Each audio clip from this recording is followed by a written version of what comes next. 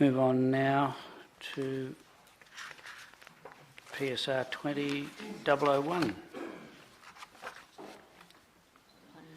The Regional Aquatic Arts and Leisure Centre. Moved Councillor Brown, seconded by Councillor Tate. Discussion. Councillor Mayne. Thanks, Deputy Mayor, through you. It's probably more seeking clarification at this point. The outcome on page 16, vibrant and diverse economy, which we all welcome, and I'm just wondering at this point, though, when this motion potentially takes us the next step forward down the Mackay Park development, and it starts to become inevitable. And I just wanted to step through some points I'm seeking clarification on, and why I'm framing this in terms of vibrant and diverse economy. We've got a project, I appreciate we're going to tender, and this was voted on last meeting, but we've now got a cost that we don't know, with assets to be sold to fill a cost that we don't know. We've got a coronavirus just impacting the country, which will have a social and economic impact. We have a stock market falling off a cliff, hopefully not, it's just my superannuation. We have a risk of an Australian and global recession, yet we're looking to proceed with a massive project for this community, which has a risk of going above the 55 million that we've allocated as a council. And I went back to our extraordinary meeting in 2017, just have a look and see what we all said. And we said at the time it needed to be affordable and there'd be no special rate variance. But I think with a caretaker, we're about to enter caretaker mode in a few months. I'm concerned that we're looking to proceed with this project now at a perilous economic time, with a budget that we can't put our finger on, with a business case I'm not convinced about. I think the clarification is, would it be prudent at this point to step back and say a few more months would give the next council an opportunity to have better data to make a more informed economic decision at this point? That may be a question or a clarification, but I'm just not comfortable to support this. Or indeed an opinion. Yeah, it could Is there be. any further discussion? Thank you. If you don't mind, Director Usher, if you could just walk us through the various options in brief of the management model, very briefly, just the headings of the other options that we did consider at considerable length.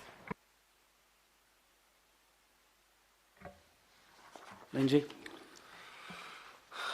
Through you, Deputy Mayor. There was a range of models which the councillors have considered and been briefed on over a lengthy period of time now. That included leasing out the entire facility to an independent operator, in-house or council direct management, contract management, council company by limited guarantee, a hybrid model which included 2 and 3, the ones I've just mentioned.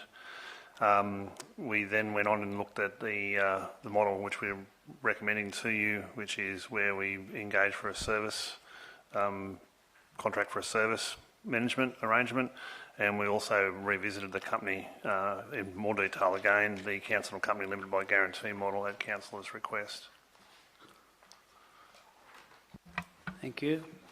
Any further discussion? Pat? Thank you, Deputy Chair, Deputy Mayor. Just going through the 4 steps in this recommendation. The first one, that Council adopt a contract fee-for-service model. I thank the staff and the work they've done in briefing us on this, and I think given the work they've done and what we've read, I agree that the contract fee-of-service model is probably the way to go on this. Number 2, though, I have a problem with it. I'll come back to that. But 3 and 4 are fine as well. So 3/4 of this recommendation I'm happy with. What I'm not keen on is that council undertake a tender process at this stage to be appointing a contractor at all, given that we actually don't have the DA approval for the project. We haven't gone out to tender to construct it. Construction will take a year or 2. Why are we going to go put another bunch of businesses through a tender process for something that might not happen with all the associated expense of our time and staff, etc. I think- 1, 3 and 4 I'm happy with. 2, I just think that one should be omitted.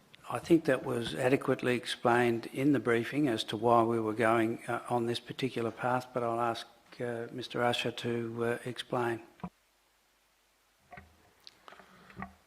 Through you, Mr Deputy Mayor. Councillors, as you were briefed, each of the models that we've looked at have different lead-up, start-up times to actually establish. The two we looked at in most detail towards the end of the process, being the company model and the contract service model, have approximately 18 months, if not longer, lead time to establish. You also need to have the management and marketing in place before you open, so you can't start recruiting staff the day the building's finished. You have to have people ready ahead of that. So we're very mindful of the fact that of those 2 points you made, Councillor Mignolet, in regard to the DA and the tender for the construction of the building, but we need to start preparing to go down this tender path. Otherwise, you'll be left with a building potentially built without a management structure and staffing and marketing in place, which is not the ideal situation. Thank you. Any further discussion? If there's not, I'll put the... Through you, Deputy Mayor, and probably just enunciating and drawing out a little bit more of what Director Usher has indicated. And I just need to understand that we're not putting the horse before the cart here. We're putting out expressions of interest for a tender, or the tender process for the construction. Now, this is delegating to the General Manager to sign off, is it, on a tender for a fee-for-service model? Would there be condition? All those tenders come back to the... come back to the chamber. Yeah. So that's a clarification that I very much appreciate, so that we don't have a tender for a building that we haven't accepted a tender for. Sorry, through you, Deputy Mayor, all tenders need to come back to Council for determination in that matter. Okay. Councillor Brown. To close, Councillor, is that okay? Yeah. Just a quick follow-up from the question and the answer that went through to Councillor McGinley. In regards to the art space in particular, it's reasonably easy to find staff to run a pool and that sort of stuff. But when you start talking about the art space, the issue we have there is that if we are going to be on the circuit, for want of a better word, we need to be out there and promoting that product up to 12 months prior to the due date.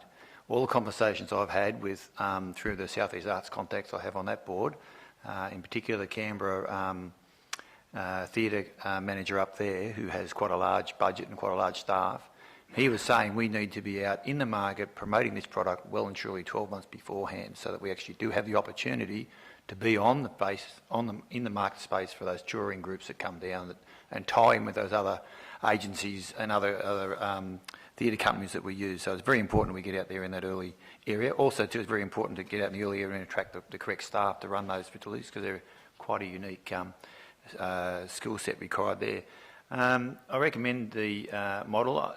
I'm comfortable with all of the points. I'm particularly comfortable with the fact that it's a 5-year with a review after 3 years, which allows council then, and probably circumvent some of the conversations I've had with Councillor Constable, in that there is the opportunity to look at the model in 3 years' time to see whether we do take it in-house again, or whether we have a company limited by guarantee running it, or whether we continue on in the same way. So in the first 3 years, when all the hard work's been done by the successful tenderer, we'll be in a position then to make a more fuller financial decision.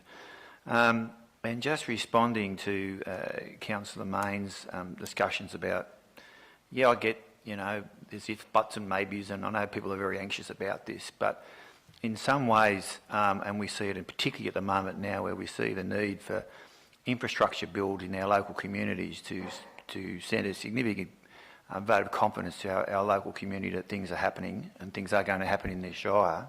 I think it's important that we actually do proceed down this track. I think it's very important that, as I said, the decision on the building and the final dollars are yet to come. However, I do believe that we are in a position now where we can look out, see what the fee-for-service model looks like, see how that works out for us, be in the process of getting the development application through, and also to just see what sort of investment it's going to create in the community. One would like to think that I digress a little bit, but the bridge in Batemans Bay, which was worth $300 million, one wonders how Batemans Bay would have been affected had that bridge not occurred in the last few years, with the influx of staff, trade, concrete, all the sort of surpluses, services, cafes were being received in that at the moment as well too. So infrastructure bills are integral to economic community survival, and this is the time where we really do need to look at this really strongly in that space regarding how we can actually support our local community. So I recommend the motion. Thank you. That closes the debate. I'll put that. Those in favour? Councillors Brown, Thompson, Nathan, Tate, Constable. Against Councillors Main and McGinley. It's passed.